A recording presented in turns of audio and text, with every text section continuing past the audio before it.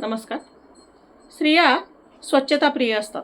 आपल्याला सगळ्यांनाच माहिती आहे. म्हणजे आई अगदी घर वगैरे झाडत असेल किंवा घर पुसत असेल, तर त्याच्यावरून आपण पाय ठेवून गेलो तर फार मोठा वादविवाद होऊ शकतात. म्हणजे मी आई याच्यासाठी म्हटलं, की आपल्याकडे अजूनही बाबा घर पुसताना दिसत नाही. आलं का लक्षात? हां, कारण का की ही स्त्रियांची जबाबदारी असते स्वच्छता करणं. हे आपल्या सगळ्यांच्याच डोक्यात फिट असतं.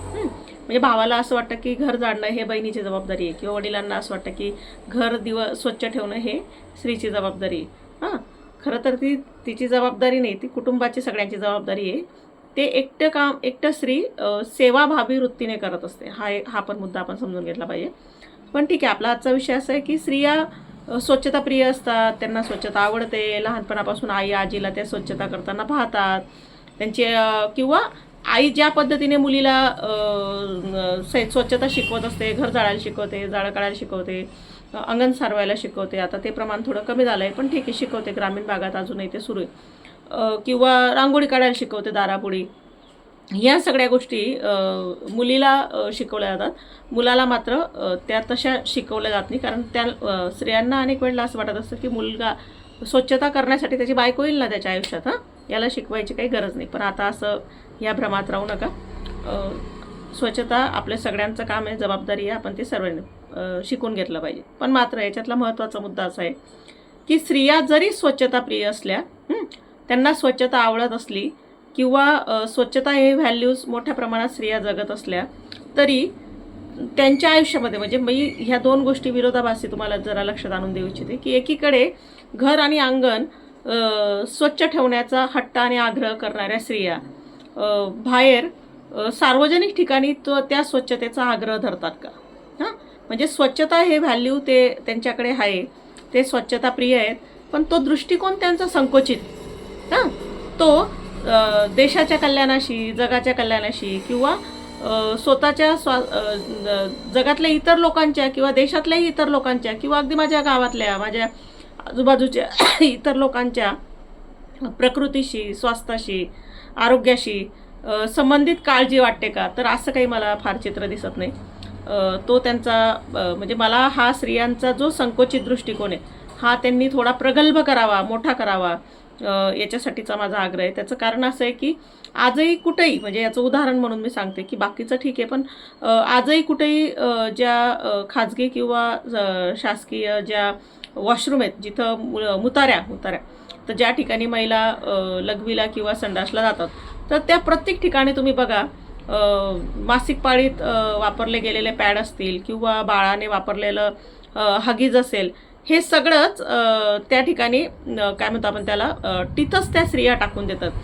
त्याच्यामुळे अनेकदा गटारींमध्ये ब्लॉकेज तयार होतात किंवा तो जो पाईप असतो तो तिथं त्रास होतो, पाणी जात नाही मध्ये, किंवा ते जे हगीज किंवा मासिक पाळीत वापरलं गेलेलं पॅड असतं त्याच्यात कापूस असतो, ते कापूस ओला झाला का तो पुन्हा फुलतो, ती जरा बघायला नको वाटतं. तर अशा पद्धतीने म्हणजे मला याचंच म्हणायचं, की वॉशरूमला गेल्यानंतर पाणी टाकणं किंवा संडास केल्यानंतर पाणी टाकणं किंवा पॅड आणि ते एका बाजूला व्यवस्थित म्हणजे तिथं जो डबा असेल त्याच्यात ठेवणं, तिथं डबा नसेल तर किमान ते आपल्याच पिशवीत नेणं, जिथं योग्य ठिकाणी डबा असेल किंवा ज्याची विल्हेवाट आपण लावू शकतो त्या ठिकाणी ते ठेवणं, हे आपण करतो का? तर याचा आपण विचार करायला पाहिजे. त्याच्यामुळे स्वच्छता हे स्त्रियांच्या अंगी असलेला गुण असला असं आपण बऱ्याचदा म्हणत असलो किंवा ते व्हॅल्यू म्हणून आपण त्याच्याकडे बघत असलो, तरी तो त्यांचा संकोचित दृष्टिकोन आहे. म्हणजे तो दृष्टिकोन त्यांचा कुटुंब आणि घरापुरताच मर्यादित आहे किंवा अंगणपुरताच मर्यादित आहे.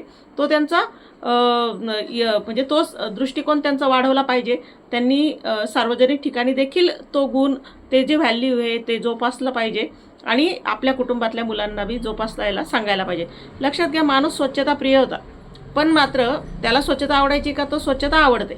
गांधींनी काय केलं तर गांधींनी त्याचा हा कुटुंब आणि घरापुरता जो स्वच्छतेचा दृष्टिकोन होता, हा संकोचित दृष्टिकोन फक्त वाढवला आणि त्याचं समाजाशी, त्याचं देशाच्या स्वच्छतेशी, समाज स्वच्छतेशी त्याचं नातं जोडून दिलं.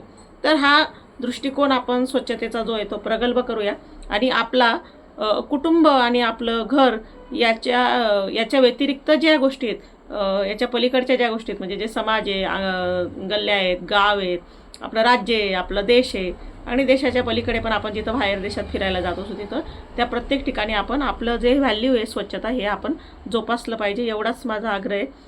मला असं वाटतं की आपण हे समजून घेऊया की स्त्रिया पण, मी पुन्हा पुन्हा जे सांगत असते ना की स्त्रिया पण माणूस आहेत. शिकवलं गेलं आहे म्हणून त्या घर आणि अंगण स्वच्छ ठेवतात, पण मात्र अंगण आणि घराच्या पलीकडचं जी स्वच्छता आहे त्या ठिकाणी मात्र त्या थोडी कंजूशी करत असतात. तर असं करू नका माझ्या भगिनींनो.